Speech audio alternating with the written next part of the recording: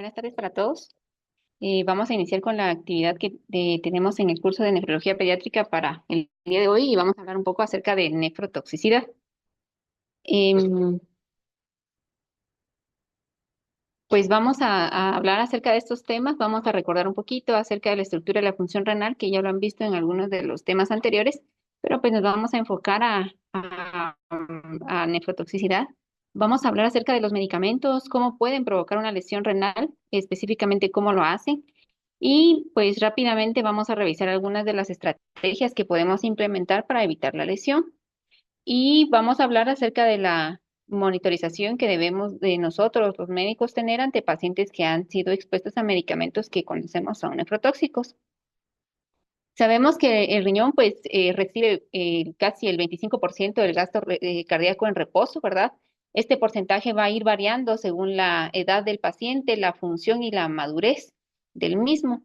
Recordemos que el riñón es uno de los órganos principales para la excreción y la biotransformación de fármacos, por lo tanto, entonces está expuesto a una pues mayor concentración y proporción de fármacos o de las sustancias tóxicas que los demás órganos, ¿verdad? Recordemos también que la mayoría de medicamentos y los estudios que se han hecho para ver nefrotoxicidad están hechos en adultos. Entonces, hasta el 80% de los medicamentos no se han estudiado de completo en niños.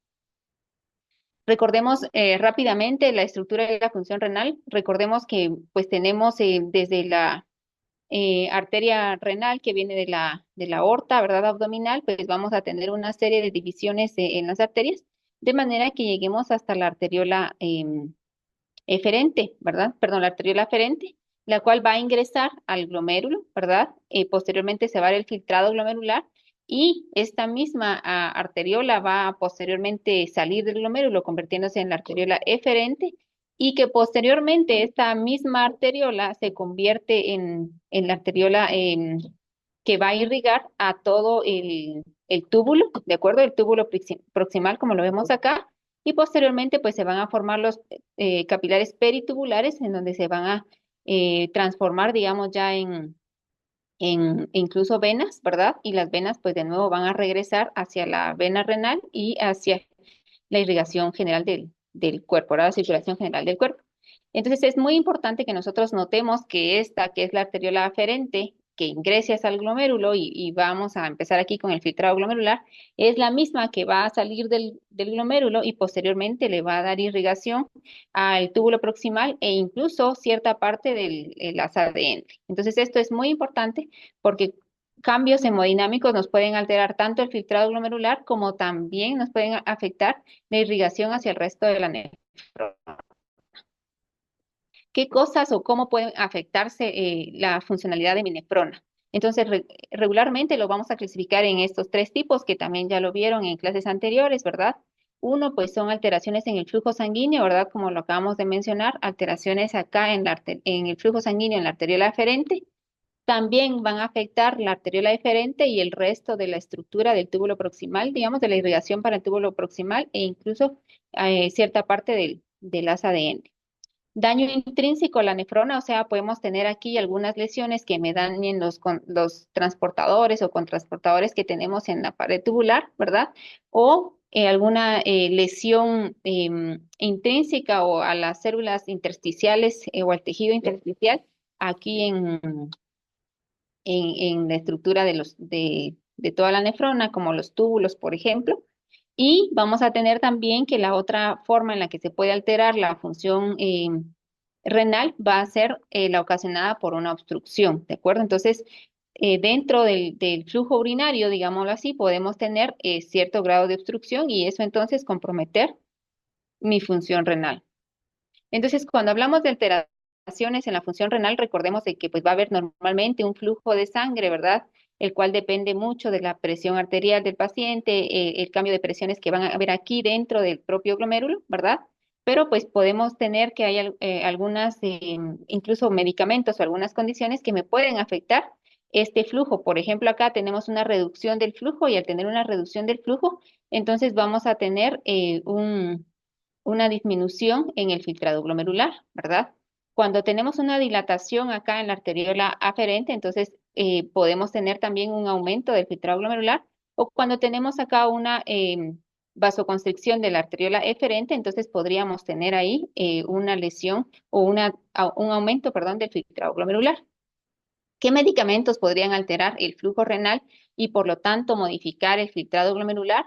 Pues en la arteriola aferente, ¿verdad? Que como lo vimos aquí antes en la gráfica, que esta es la arteriola aferente, entonces tenemos los medicamentos que me podrían afectar el flujo aquí en la arteriola aferente, tenemos los analgésicos no esteroideos, los aminoglucósidos, medios de contraste e inhibidores de la calcineurina.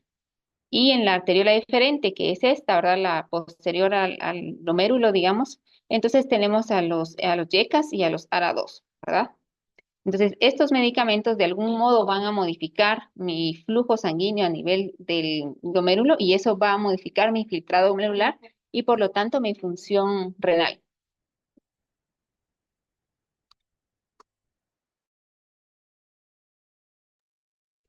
Bueno, cuando hablamos de daño intrínseco a la nefrona, entonces vamos a hablar, pues este es otro mecanismo, digamos, por el cual se daña la nefrona.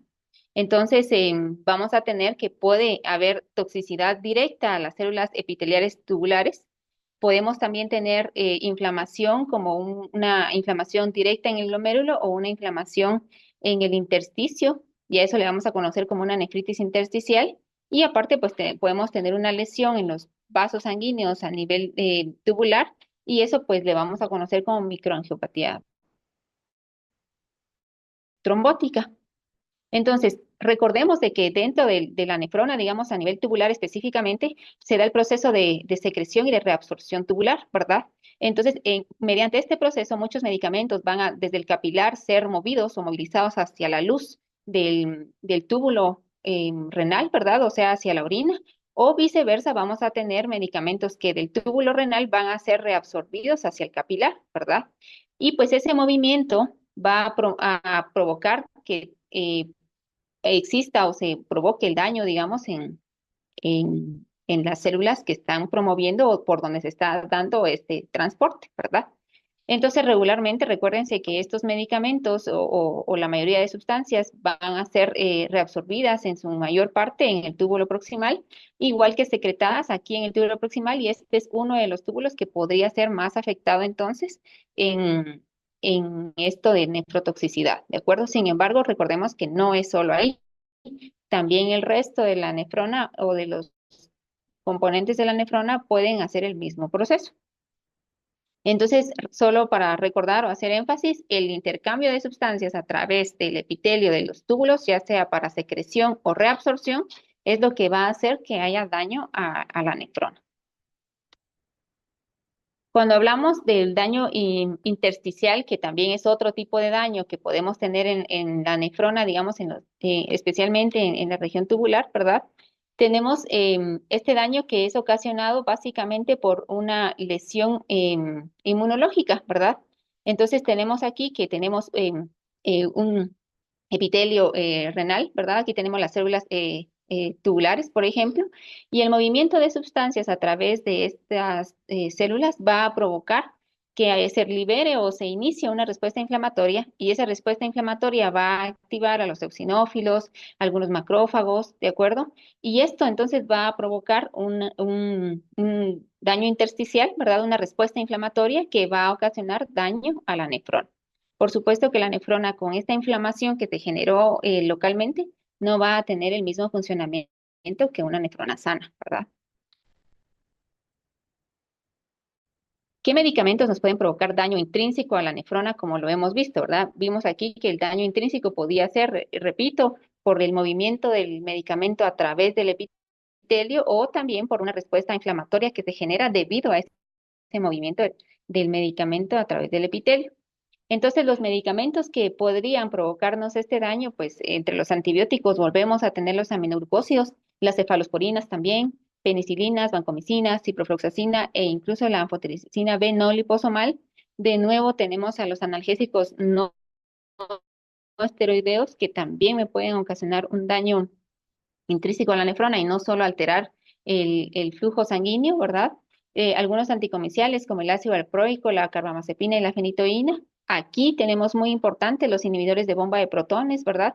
como omeprazol, por ejemplo, que me pueden ocasionar un daño intersticial, ¿ya? Algunos diuréticos también podrían ocasionarnos este tipo de daño a la nefrona.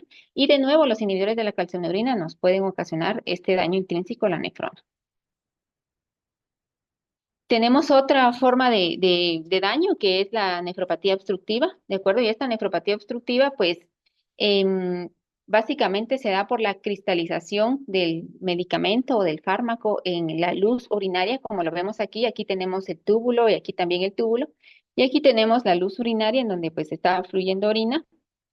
Y pues la cristalización de ese medicamento podría pues ocasionarnos la obstrucción en el flujo urinario en los túbulos, pero también estos cristales en algún momento pueden ser fagocitados, como lo vemos aquí, y al ser fagocitados van a ser ingresados de nuevo a los túbulos, digámoslo, y entonces este proceso de internalización de los cristales me va a provocar una activación de nuevo del la respuesta inflamatoria y por lo tanto vamos a tener también una lesión tubular mediada por citoquinas y células, ¿verdad?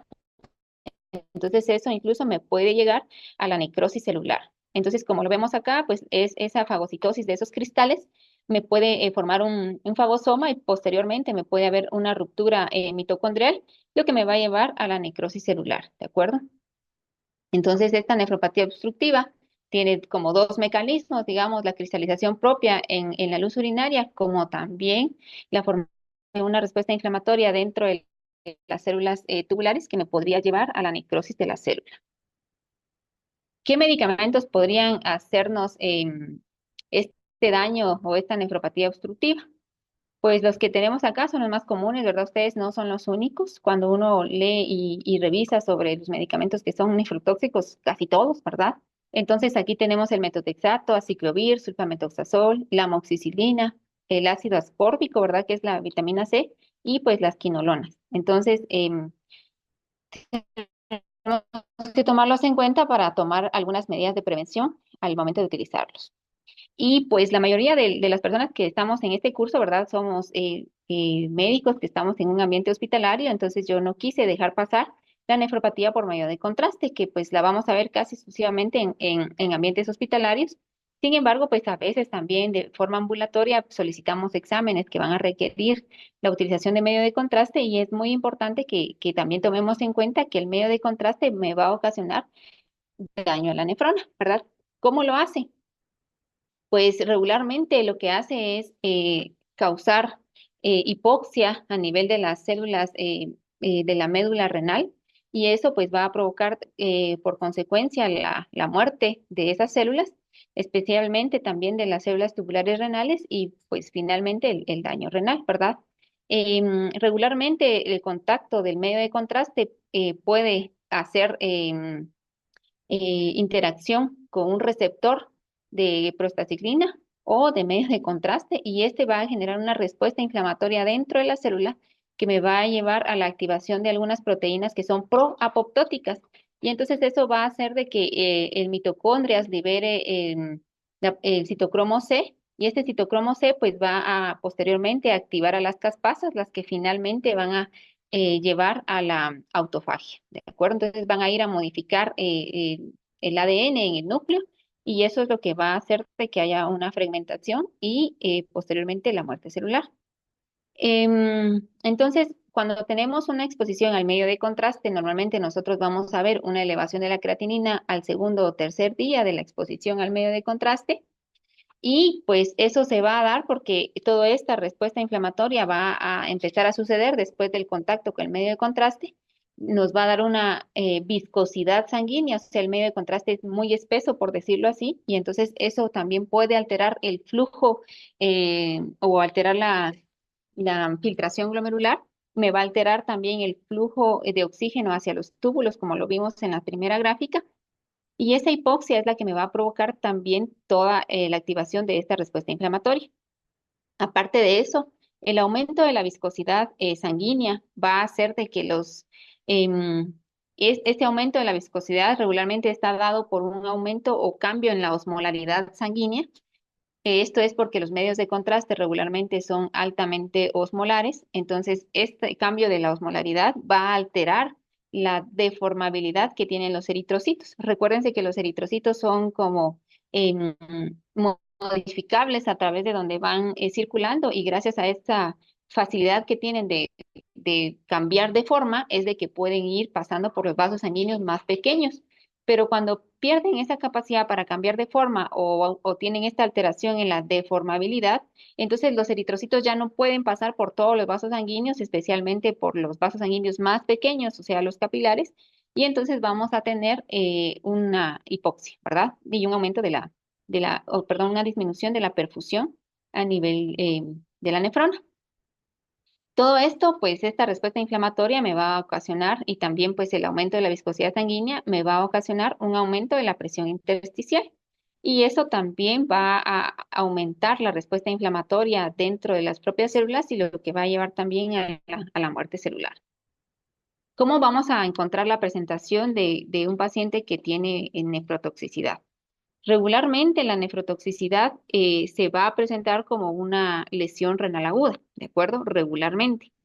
Sin embargo, también podemos tener solo el daño, y recordemos de que el riñón es un órgano que, por ejemplo, los túbulos tienden a regenerarse, entonces podría no tener mayor manifestación clínica, pero sí tener una alteración en su función, y eso pues ya ser nefrotoxicidad, ¿verdad?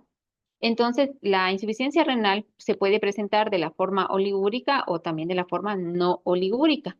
Recordemos de que el paciente esté orinando no quiere decir de que el riñón esté funcionando bien, ¿verdad? Podemos tener algunas otras alteraciones, como por ejemplo alteraciones electrolíticas, especialmente cuando los túbulos están dañados. Entonces podemos tener, por ejemplo, un síndrome de Fanconi o básicamente alteraciones en los electrolitos como pérdida de potasio, de sodio, de bicarbonato, ¿verdad? De calcio. Podríamos tener un síndrome de Bartter también, que es pues una alteración también en los electrolitos, ¿verdad? Que se va a manifestar con hipocalemia y alcalosis metabólica, ¿verdad? O también como una acidosis tubular renal. También podríamos tener pues unas alteraciones puntuales de algunos electrolitos, ¿verdad? Como por ejemplo podríamos tener hipercalemia, ¿verdad? O pérdida de calcio, por ejemplo. Entonces podemos tener básicamente cuando tenemos tubulopatías, alteraciones en la función tubular que se traducen en alteraciones electrolíticas. También podemos tener proteinuria, especialmente cuando tenemos daño en el glomérulo. Cuando tenemos daño en el glomérulo, entonces se va a manifestar como pues un síndrome nefrótico o como un síndrome nefrítico. También en algunas ocasiones, cuando tenemos alteración en los túbulos, podríamos tener una proteinuria que no es glomerular, sino que podría ser de origen tubular. Si nosotros no tenemos cuidado y nuestro paciente está en una constante exposición a el agente nefrotóxico, ¿verdad? Y no se detecta ninguna de estas alteraciones a tiempo o nuestro paciente pues no tiene un chequeo continuo, todo este daño va a progresar a un daño crónico, ¿verdad? Y finalmente podría en algún momento presentarse como una enfermedad renal crónica. ¿Qué factores de riesgo tenemos para que esto se presente? Pues uno de los principales es la deshidratación o la hipovolemia, ¿de acuerdo? O sea, no solo la deshidratación me va a dar hipovolemia, ¿verdad? Entonces, por ejemplo, estado de choque o hemorragias, por ejemplo, me van a dar hipovolemia, entonces eso me va a alterar la función del flujo renal y entonces eso me podría predisponer a tener una lesión renal con medicamentos que podrían empeorar la situación, ¿verdad? El flujo renal. Cuando usamos medicamentos que son nefrotóxicos, pero usamos uno o más, eso también es un factor de riesgo muy importante. Cuando estamos con dosis altas o prolongadas de medicamentos que podrían ser nefrotóxicos, ¿verdad? Regularmente se describe en la literatura que podríamos utilizar la dosis mínima necesaria para lograr el efecto y de esa manera poder evitar el daño al riñón, ¿verdad? Y pacientes que tengan un daño renal previo, ¿verdad? Nosotros que somos pediatras, pues regularmente tenemos que tomar en cuenta pacientes que han sido prematuros, pacientes que han sido con peso bajo al nacer, ¿verdad? Pacientes que ya tuvieron antes alguna lesión renal porque estuvieron en intensivo. Entonces, estos pacientes pues ya tienen un daño renal previo y exponerlos a medicamentos nefrotóxicos va a aumentar, digamos, la lesión renal por nefrotoxicidad. También pues algunas anomalías congénitas del tracto urinario podrían predisponernos a que el paciente tenga mayor riesgo de nefrotoxicidad. ¿Qué características tenemos en niños especialmente que nos predispone a tener mayor riesgo, digamos, de la nefrotoxicidad? Pues en general tenemos que em, en neonatos o en infantes, respecto a la absorción, vamos a ver de que el aumento del pH gástrico podría o ayudar, digamos, a que tengamos mayor nefrotoxicidad debido a que vamos a tener variaciones en la absorción del medicamento, ¿verdad? Por ejemplo, también el tiempo del tránsito intestinal, que regularmente en los neonatos y en los niños es un poco más lento, entonces hay una mayor absorción del medicamento, ¿verdad? También una menor actividad de las enzimas gástricas. Eso también nos podría predisponer a una mayor absorción y una disminución en las sales biliares, ¿verdad? Entonces, eso también nos modifica la absorción y por lo tanto predispone a mayor riesgo de toxicidad renal. La distribución, ¿verdad? También nos va a ser diferente en niños y en neonatos, ¿verdad? Y esto también va a predisponer a los pacientes a que tengamos nefrotoxicidad, como lo es el agua corporal total, ¿verdad? La cantidad de agua extracelular que tenga nuestro cuerpo, ¿verdad? La grasa de nuestro cuerpo, de nuestro paciente, también el tejido muscular, ¿verdad? Todo eso va a ir variando en cuanto a neonatos e infantes y eso nos va a modificar el volumen de distribución del medicamento y eso nos podría modificar el riesgo de toxicidad de nuestro paciente, ¿de acuerdo? Algunos de nuestros pacientes también tienen menor actividad de la glucuronización o menor actividad de las enzimas que van a oxidar los medicamentos y por lo tanto el metabolismo del medicamento puede modificarse y con esto predisponer a mayor nefrotoxicidad, ¿verdad? También recordemos que en los niños, especialmente en los neonatos, las tasas de filtrado glomerular son bajas regularmente, ¿verdad? Recordemos que el riñón va a tener su madurez más o menos a los 2 años y va a completar su madurez y su filtración hasta los 2 años también, como que si fuera un adulto. Entonces, menores de 2 años tienen una menor tasa de eliminación de los medicamentos, lo que hace que el medicamento permanezca más tiempo en el cuerpo y por lo tanto entonces el riñón se exponga más tiempo a ese medicamento que es nefrotóxico. Entonces regularmente los medicamentos no son amigos del riñón, ¿verdad?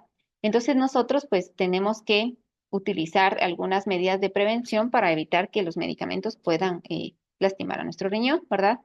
Uno, pues, es evitar en la medida de lo posible los medicamentos nefrotóxicos, ¿verdad? Sin embargo, no siempre es posible evitarlos. Entonces, cuando tenemos que utilizarlos, entonces podemos tratar de reducir el uso concomitante de medicamentos nefrotóxicos, ¿verdad? Tratar de combinarlos lo menos posible, ¿verdad? Debemos de investigar si cuando yo voy a utilizar un medicamento, este medicamento pueda interactuar con otro medicamento que me aumente la nefrotoxicidad, ¿verdad? Entonces debo de investigar interacciones farmacológicas de este medicamento que voy a utilizar. Debo de asegurar una adecuada hidratación en mi paciente. Usar la medicación a dosis más baja que logre el efecto terapéutico, como lo mencionamos antes. Usar la dosis más baja que logre el efecto que queremos. Eso es muy importante, ¿de acuerdo? Si nuestro paciente de por sí ya tiene una disminución en el filtrado glomerular, entonces debemos de ajustar la dosis del medicamento según la tasa de filtrado glomerular de nuestro paciente y debemos de implementar una estrategia adecuada de monitoreo de medicamentos terapéuticos cuando esté indicado, ¿verdad? Por ejemplo, medicamentos específicos que ya sabemos que nos van a un daño específico, entonces debemos de estar monitorizándolo constantemente y de forma adecuada, ¿verdad? Y pues, por supuesto, debemos de implementar una estrecha vigilancia de los parámetros renales, ¿verdad? Em, Estrategias de vigilancia, tenemos pues un hemograma completo, ¿verdad? Y más importante aún, pues dependiendo del medicamento que estamos utilizando, recordemos que van a tener diferentes sitios en donde van a ocasionar daño al riñón y entonces ahí debo yo de enfocarme más. Por ejemplo, si vimos de que nuestro paciente va a tener un medicamento, por ejemplo, un AINES, entonces tenemos que ver que nuestro paciente podría tener alteraciones en el flujo sanguíneo renal, ¿verdad? O también podría tener daño intrínseco a la nefrona, especialmente a nivel tubular.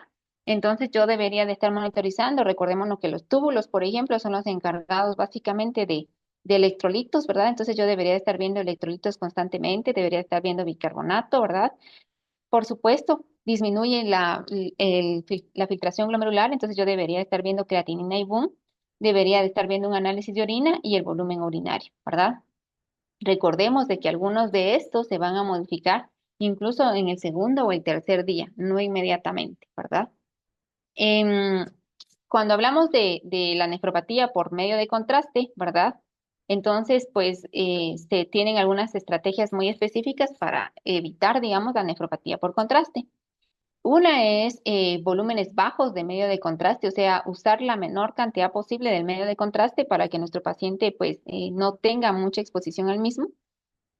Los medios de contraste se caracterizan por ser em, con un estado osmolar alto, ¿de acuerdo? Como lo vemos acá. Entonces, se sugiere utilizar medios de contraste que sean isoosmolares o, si se puede, hipoosmolares, ¿de acuerdo? Y pues de todas maneras es esto a veces difícil porque aunque sean isoosmolares, como en este que es el más bajo, miren que está acá la osmolaridad, por ejemplo este que es el iodixanol, tiene una osmolaridad que es de 2,90. Este es de los más bajos que tienen en cuanto a osmolaridad.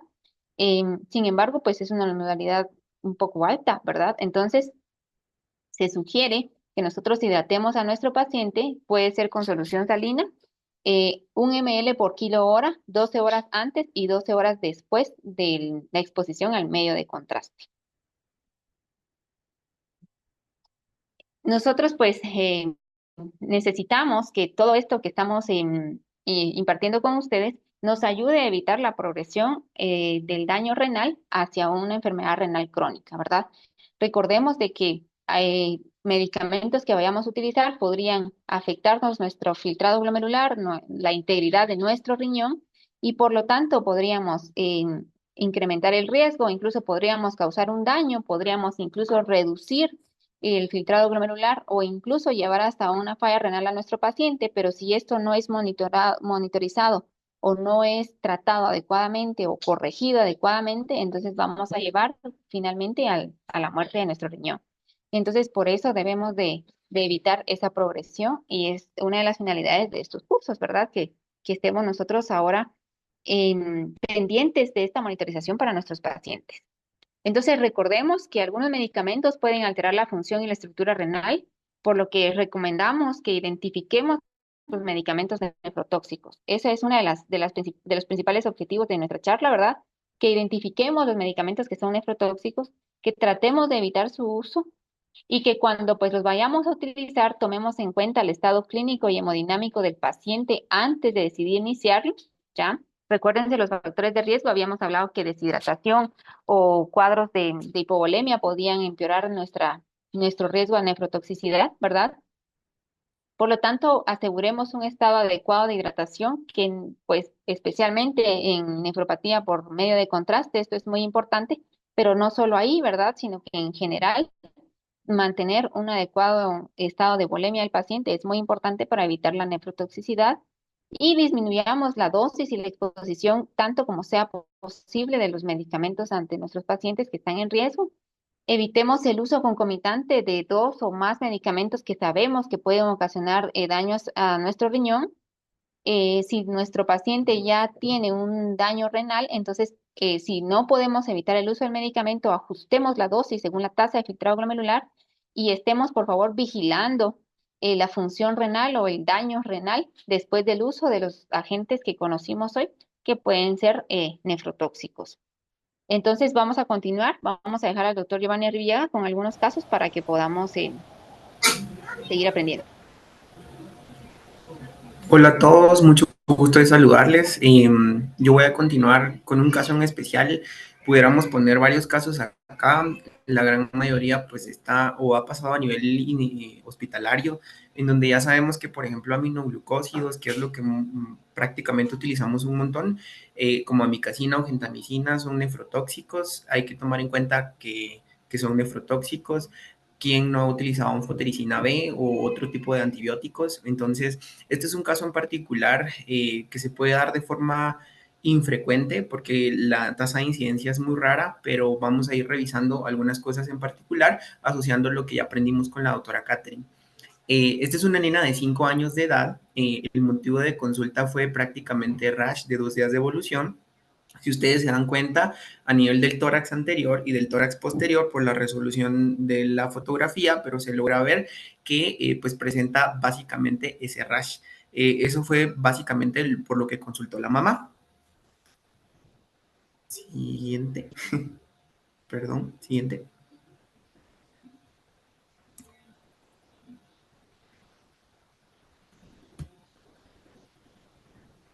Muy bien, dentro de la historia de la enfermedad actual, vamos a irnos por días. En el día número 1, la mamá pues prácticamente decide iniciarle por su propia cuenta antipirético porque la niña había presentado fiebre. Esto fue antes de la consulta, ella consultó hasta el día 6, básicamente.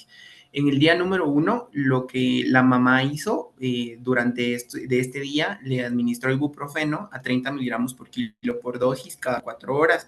Ella estaba muy preocupada por la fiebre porque la nena pues tenía antecedente de tener convulsiones febriles. La fiebre no disminuyó, entonces la mamá decidió agregarle diclofenaco porque es lo que tenía en casa a 5 miligramos por kilo por dosis. Es bien importante que cuando hablemos de nefrotoxicidad, y siempre se los digo a las personas que rotan en nefrología o a los médicos pediatras que están alrededor nuestro, que tenemos que saber la farmacocinética, la farmacodinámica, las interacciones con otros fármacos de los cuales estamos utilizando. Entonces, pues obviamente aquí ya la mamá ya utilizó 2 AINES, ¿verdad? Y las dosis, pues evidentemente ustedes las están viendo en rojo, las cuales están muy altas para la edad de la nena y para de acuerdo a su peso. La nena persistió con fiebre, la mamá decide consultar al día número 3 al médico pediatra, en donde el médico pediatra aparentemente le realiza pruebas y le indica que la nena está cursando con influenza y le deja oseltamivir a 30 miligramos por día durante 5 días. El pediatra pues revisa la dosis de los medicamentos y readecua la dosis de los antipiréticos, principalmente del ibuprofeno, que fue lo que continuó el médico pediatra. La dosis que le ajustó fue a 10 miligramos por kilo por dosis cada 8 horas. La madre decide aumentar la dosis y prácticamente doblar la dosis del antipirético ya que la fiebre no mejoraba, y esto nos tiene que dejar la pauta para todos como pediatras que tenemos que insistir mucho en el plan educacional de cómo manejar la fiebre y que no abusemos del uso de AINES principalmente. En el día número 5, la paciente mejora los síntomas que tenía prácticamente de fiebre, los síntomas de gripales que tenía de rinorrea y iba mucho mejor. Sin embargo, inicia con cefalea. Ya no tenía fiebre, pero sí cefalea. Entonces la mamá vuelve a dar otra vez la dosis de ibuprofeno a 30 miligramos por kilo, pero con la frecuencia de cada 12 horas. El día 6 fue donde la madre ya notó algunos cambios a nivel de la nena, principalmente lo del rash que había iniciado en el tórax anterior, se había extendido hacia el tórax posterior y la nena empieza con edema a nivel bipalpebral. Aparte de esto, la nena ya tenía 3 días previos sin fiebre y reinicia otra vez con el cuadro febril. Siguiente. Es bien importante hablar sobre los antecedentes cuando hacemos una historia clínica, pues en base a lo que ya platicábamos o lo que platicó la doctora Catherine, es importante enfatizar sobre los factores de riesgo. Esta es una nena que pues prácticamente dentro de sus perinatales no tenían ningún factor de riesgo, no había antecedente de peso bajo, tampoco antecedentes de prematurez, la niña no había estado hospitalizado previo, no había tenido algún daño renal previo, no había antecedentes familiares de lesión renal o de malformaciones nefrológicas y tampoco tenía algún antecedente patológico de importancia. Adelante. El examen físico, en esta parte, que ya es la última charla del segmento del curso, es bien importante que pongamos en práctica todo lo que hemos aprendido durante este tiempo, especialmente con los signos vitales. Ahí yo les coloqué los valores que llamaron la atención con respecto a la presión arterial, que se le documentó una presión arterial de 115/70 milímetros de mercurio. Evidentemente, si ustedes van a las curvas de presión arterial de acuerdo a la antropometría, a la talla, a la edad y al género de la nena, pues obviamente estaba hipertensa. La saturación normal, la frecuencia respiratoria normal y tenía una temperatura limítrofe. Es bien importante que sí teníamos el precio previo en la consulta con el pediatra, porque la nena tenía un peso de 17.5 kilos, que era lo que estaba anotado en la receta con el médico pediatra.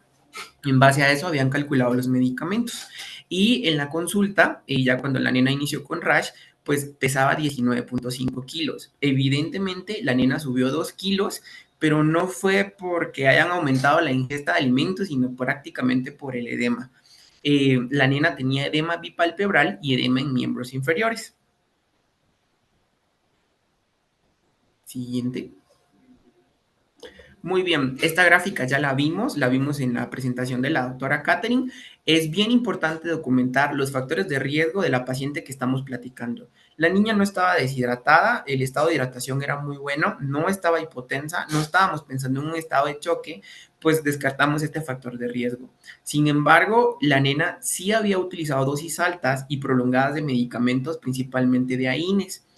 Él no tenía un daño renal previo porque era una niña completamente sana, pero había uso concomitantes de otros medicamentos nefrotóxicos, dentro de ellos principalmente el oseltamivir, que puede aumentar más el riesgo de nefrotoxicidad. Siguiente. Dentro de los exámenes de laboratorio, pues vamos a tener un listado que ustedes pueden ver ahí. Yo me voy a enfocar en los que nos van a interesar en este momento. Con la hematología, pues obviamente si hay leucocitosis, hay un proceso inflamatorio activo o un proceso versus infeccioso. Dentro de la química sanguínea, es bien importante ver que en el día de la presentación, en el día 6 prácticamente de la consulta, después de haber administrado el ibuprofeno, el diclofenaco, la nena ya había elevado creatinina. Es bien importante que puede que tomemos una creatinina en los primeros días y la creatinina puede estar normal porque puede elevarse desde las 48 a 72 horas posteriores. En esta paciente la creatinina ya estaba elevada con una tasa de filtrado glomerular, la cual se la ahorré el trabajo por ahí, que tenía 45 ml minutos sobre 1.73. No había trastornos electrolíticos, tenía un nitrógeno urea por arriba de lo convencional y los tiempos de coagulación estaban dentro de rangos normales. Es bien importante que veamos los gases arteriales. ¿Y por qué vamos a pedir gases arteriales? Estábamos pensando o sospechando que la niña ya tenía una lesión renal. En este momento podemos decir que estaba con una creatinina elevada, que había una lesión renal y pudiese ser por el uso de medicamentos. Es bien importante recordar que cuando hay una lesión propiamente intrínseca a la nefrona, podemos tener una lesión al túbulo renal, recordando que una de las funciones del túbulo renal es la reabsorción de algunos solutos y el control del ácido base. No había trastorno electrolítico alguno, tampoco había trastorno del ácido base. Siguiente, por favor.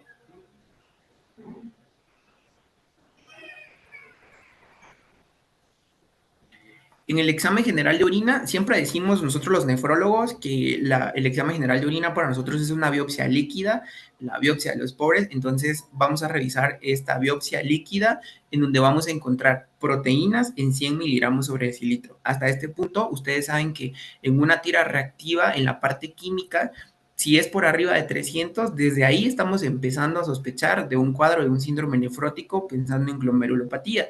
Sin embargo, no debería de tener proteinuria esta paciente, no estaba deshidratada, no estaba hipotensa, no había estado con fiebre últimamente, entonces, pero sí tenía proteínas.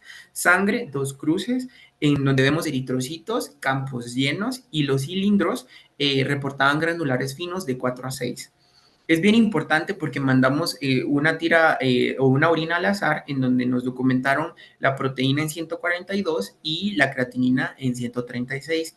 Le realizamos un índice de proteína creatinina, el cual estaba en 1.04. Volviendo otra vez a tomar todos los conocimientos ya aprendidos, sabemos que la nena no tenía proteinuria en rango nefrótico, sino prácticamente era una proteinuria que pudiese semejar a una proteinuria tubular. Desde ahí empezamos a imaginar en dónde pueda estar la lesión. Siguiente, por favor. Como parte del abordaje del paciente con daño renal, le hicimos un ultrasonido, en donde el ultrasonido, pues ahí van a ver ustedes el riñón derecho y el riñón izquierdo. Para la edad de la nena, el parénquima del riñón, pues evidentemente debería estar más pequeño. El diámetro longitudinal del riñón era de prácticamente 11 centímetros, que le correspondían para la edad de la nena, no más de 8 centímetros, de acuerdo a su talla para ambos riñones, con cambios inflamatorios, un aumento de la ecogenicidad renal, había dilatación de pirámides renales en ambos riñones. No había presencia de litiasis, ni presencia de hidronefrosis, ni nada más. En este punto es bien importante retomar los conocimientos ya aprendidos en la presentación previa, en donde tenemos que hacernos la pregunta, ¿por qué está afectada la función del riñón de esta nena? Puede ser porque hay una alteración en el flujo sanguíneo a nivel de la arteriola aferente o la eferente, que hay un daño propiamente a la nefrona o que haya un daño al momento de la salida que pueda ser por obstrucción, principalmente por la presencia de cristales.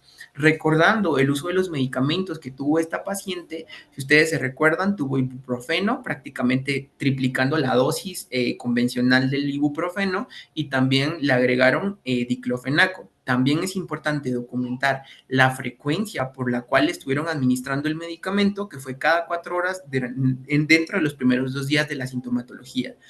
Entonces, si nosotros regresamos a la diapositiva, vemos que mostró la doctora Catherine en su presentación, vemos que la alteración en el flujo, sanguíneo a nivel de la arteriola aferente puede estar dada por AINES, ¿sí? Si fuera a hablar de un daño intrínseco propiamente a la nefrona, ya sea en las células tubulares o propiamente en el glomérulo o a nivel vascular, tenemos también que los AINES están involucrados en este tipo de pacientes. Si hablamos de toxicidad en las células epiteliales tubulares, recordando la fisiología de los túbulos renales, sabemos que vamos a encontrar alteraciones electrolíticas, alteraciones de ácido base, que nada que ver con la nena que estamos platicando.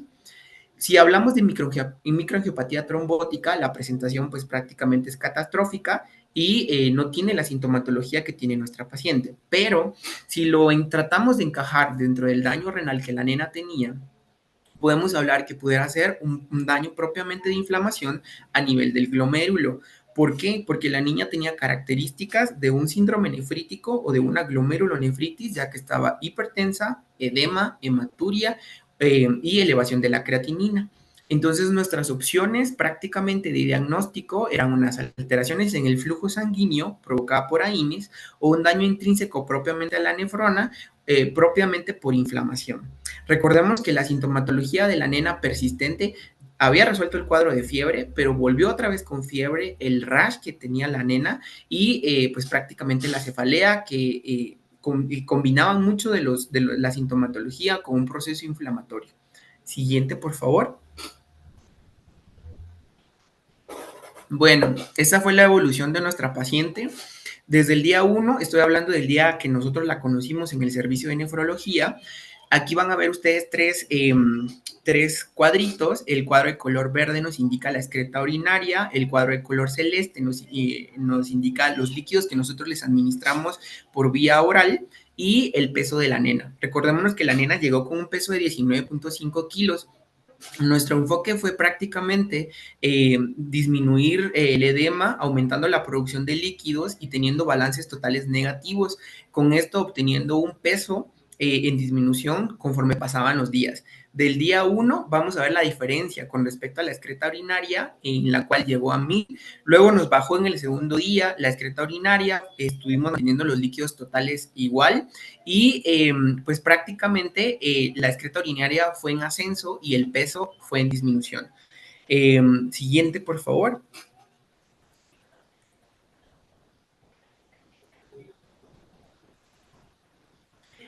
Con respecto al filtrado glomerular, acuérdense ustedes que la nena llegó con una creatinina de 1.21. Cuando los pacientes llevan esa creatinina, al menos en el hospital en donde nosotros trabajamos, segurísimo le van a consultar al nefrólogo porque pues están viendo una creatinina bastante alta. Cuando hacemos la tasa de filtrado glomerular, llevan 45 ml minutos sobre 1.73 y pues ahí empieza el manejo del paciente que queremos pedirle creatinina cada 8 horas, cada 12 horas. En este paciente no fue así. Prácticamente nosotros estuvimos viendo la excreta urinaria, que le fue bien, empezó a responder la presión arterial, le hicimos un control de creatinina al día 3, la creatinina incluso había aumentado, sin embargo la nena había mejorado la excreta urinaria, no había aumentado el boom, pero sí había elevado la creatinina. En el día 5, la creatinina sí logró disminuir. Las estrategias que nosotros implementamos hasta este punto fue prácticamente mejorar el estado hídrico de la paciente, quitar todas las nefrotoxinas de la nena y pues la creatinina fue disminuyendo. Es bien importante que ustedes tomen en cuenta que nosotros le dimos egreso el día 6 con una creatinina de 0.9, con una tasa de filtrado glomerular de 61. Yo no esperaba o no esperábamos tener una creatinina normal con una buena tasa de filtrado glomerular para darle egreso, porque esto fue hasta el día 21, ¿sí? Acuérdense que la lesión a nivel intrínseco puede permanecer incluso de 8 hasta 12 semanas para que se pueda de nuevo mejorar la función renal al completo. Siguiente.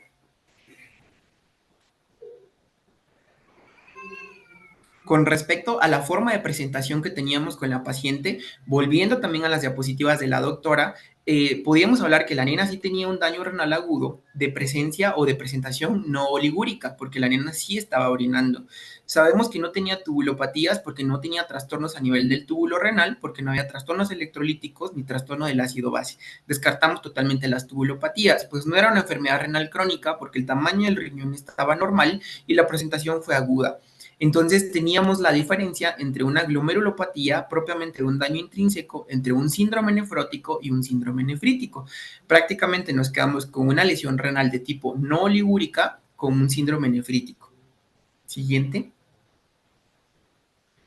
El diagnóstico probable para nosotros fue una nefritis tubulointersticial aguda, que es muy rara, la frecuencia es muy rara, pero si ustedes se dan cuenta, el uso del medicamento como AINES, ibuprofeno, diclofenaco, es muy frecuente en nuestro medio. Incluso a veces como pediatras podemos tener predilección por algunos antipiréticos, entre ellos ibuprofeno, diclofenaco, porque la mamá está más tranquila, porque le baja más rápido la fiebre, ¿verdad? Pero pues hay algunos otros medicamentos que podemos también utilizar. Alguien va a decir, bueno, ¿será que si es una nefritis tubulointersticial aguda? Recordando una de las partes que dijo la doctora Catherine, que esto normalmente se podía presentar por un factor autoinmune. Pensamos en un proceso autoinmune, le hicimos un panel inmunológico completo, el cual estaba negativo. Nos ayudamos mucho de dermatología pediátrica, en donde nos documentó una urticaria con lesiones rojizas, migratrices, sobrelevadas y pruriginosas con un edema dérmico localizado. Prácticamente no había ningún otro tipo de lesión que nos hiciera pensar en un proceso inmunológico. Siguiente. Entonces, hasta este punto, sabemos que las estrategias de prevención del daño renal, en primer lugar, evitar el uso de medicamentos nefrotóxicos. Por favor, a todos los pediatras que estamos en este curso, debemos de saber las interacciones de los medicamentos, farmacocinética, farmacodinámica y obviamente revisar la dosis. Aunque tengamos un niño que pesa 10 kilos y ya sabemos la dosis, debemos de calcularla nuevamente y siempre darle un buen plan educacional a la madre o al padre del paciente. Cuando no es posible evitar los nefrotóxicos, debemos pues hacer todo lo que ya había dicho la doctora y principalmente ajustar la dosis de los medicamentos de acuerdo a la tasa de filtrado glomerular. Pues prácticamente eso sería. ¿Alguna pregunta, alguna duda?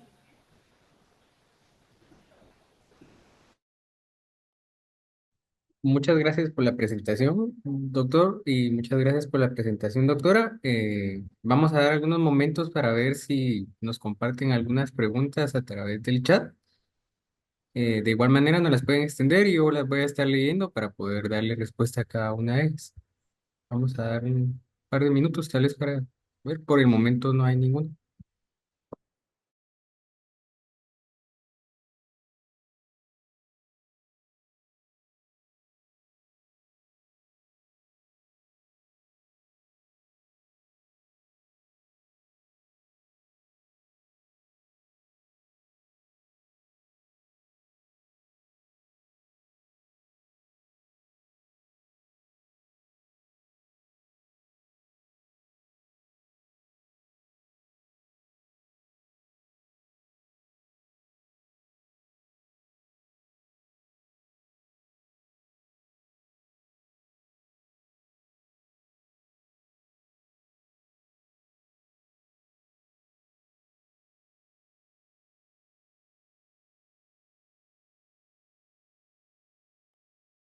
Tenemos la primera pregunta, doctor. La voy a leer. Dice, ¿dónde podemos observar el ajuste de dosis según tasa de filtrado glomerular? Si tenemos tablas o alguna bibliografía que podamos recomendar. Bueno, regularmente, pues en el Harded Line, en la parte de hasta atrás, digamos, está toda la parte de ajuste de medicamentos en insuficiencia renal. Entonces, eso creo que es lo que casi todos tenemos, digamos, ¿verdad? a la mano, porque pues somos pediatras, entonces la mayoría tenemos un cardiac line, entonces ahí están, en la parte de atrás, hay una sección de ajuste de medicamentos, entonces pues esto es un buen lugar, digamos, para encontrarlo, pero si no, pues regularmente en internet, ¿verdad? Siempre que nosotros ponemos tal medicamento, nos dan el porcentaje de reducción o cambio de la frecuencia de horarios que podríamos tener para ese medicamento según la tasa de filtrado glomerular, ¿verdad? Libros de farmacología también, ¿verdad? Pero para nosotros, y lo seguimos utilizando, es el Harriet Line. Muchas gracias, doctora. Tenemos la siguiente pregunta. Dice, buenas noches, excelente presentación. Felicidades a ambos seres. ¿Tendrán alguna guía para el ajuste de dosis? Es casi la misma. Ajá. La siguiente es cómo podemos diferenciar la proteinuria glomerular con proteinuria tubular.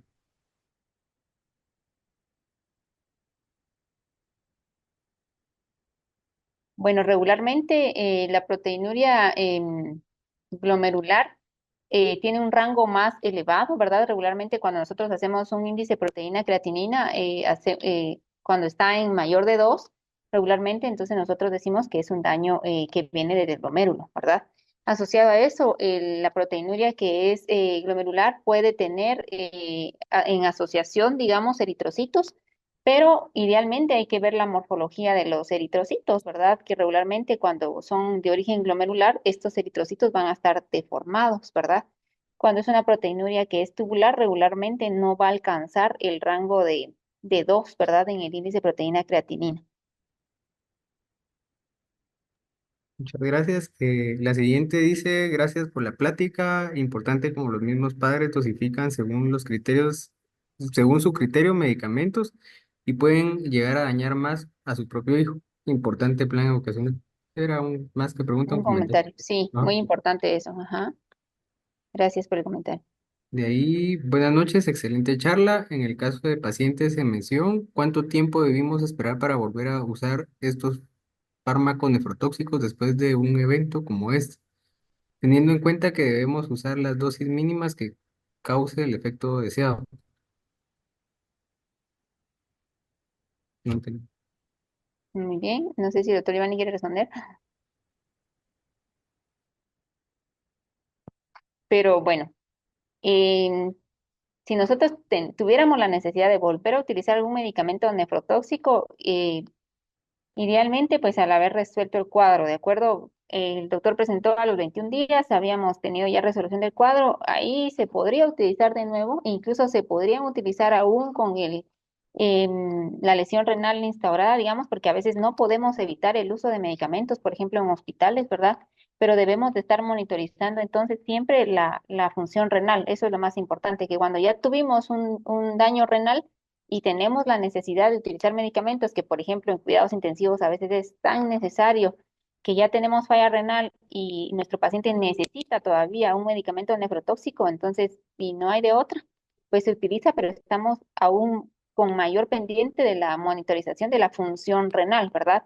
Aquí no lo hablamos, pero, por ejemplo, en estos casos de intensivo, nosotros incluso pues podemos utilizar diálisis para poder eliminar de mejor manera el tratamiento que está causando la lesión renal, ¿verdad? Pero en el caso del paciente que pues definitivamente no requirió diálisis ni nada de esto, sino que fue un tratamiento médico el que se dio nada más, realmente se podría utilizar en cualquier momento, pero necesitamos una monitorización muy estricta, pero si podemos evitarla, mejor, ¿de acuerdo? Lo mejor sería evitarla y buscar alternativas de medicamentos para evitar dañar de nuevo al riñón.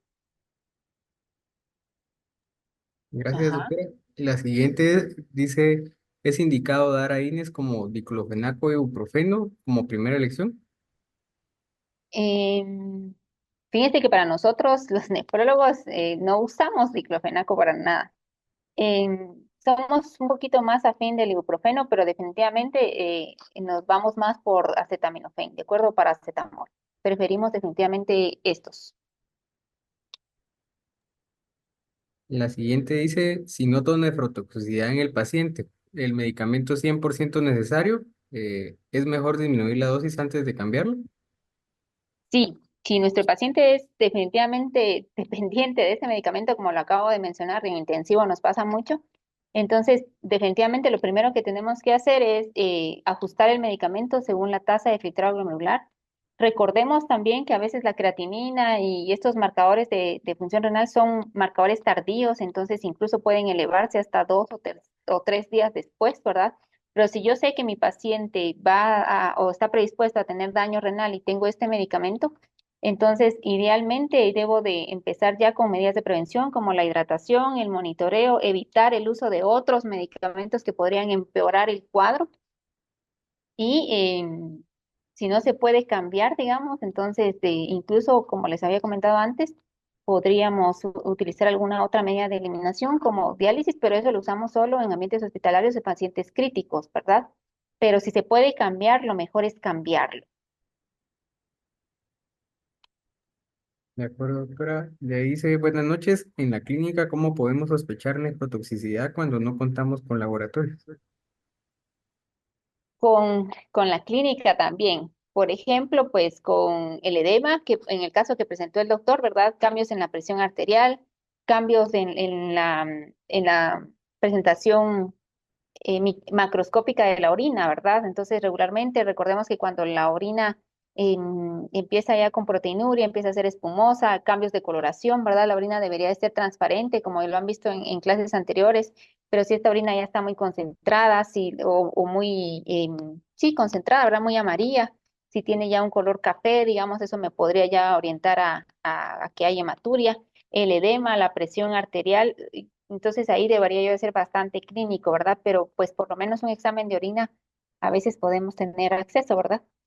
Pero la clínica, siempre la clínica, por ejemplo, también como el caso que presentó el doctor, ¿verdad? El paciente tenía hasta lesiones cutáneas, entonces también recordemos de que si hay otros órganos afectados, el riñón también es un órgano que es muy susceptible, entonces si tienen ustedes ya algún efecto secundario que lo ven en piel, por ejemplo, entonces no dejen de pensar que el riñón es muy susceptible y que también podría estar afectado. Gracias, doctora. Por el momento, esas eran las preguntas que habían compartido en el chat.